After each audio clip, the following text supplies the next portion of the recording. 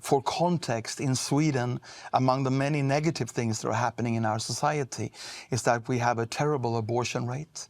And especially if a woman becomes pregnant in Sweden, she will do a certain test called KUB.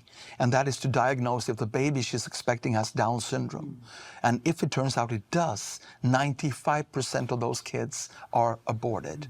Which is such a horrible message also to send to the Downs community, basically saying you shouldn't even be here. You're not worthy to be alive.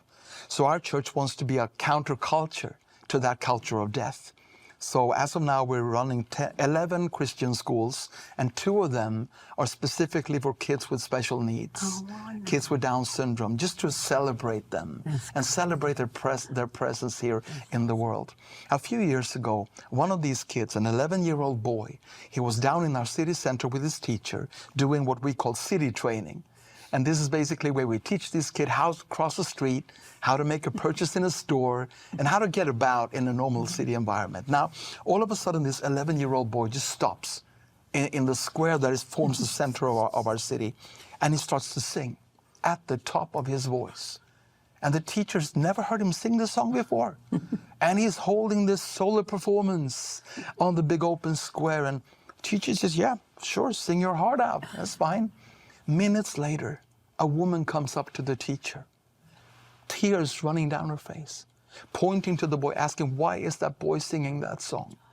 Teacher said, I have no idea. Turns out this woman has been suffering from months and months of severe depression, has given up on all reasons to stay alive and go on living.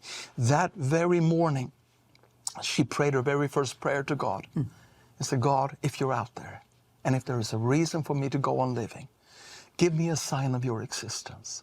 Give me a sign of your love for me. Wow. Have someone sing that special song today that my mother used to sing to me when I was a child. And minutes later, she crosses that square. And when she passes the 11-year-old boy with Down syndrome, he hears the voice of the Spirit, and he starts to sing that exact song. And that woman gives her life to Jesus right there on the square. Isn't that great? And then when the teacher brought the kid to me, and she told the story, and she said, sing the song to Pastor. And the boy said, what song? Oh, boy. He couldn't sing the song.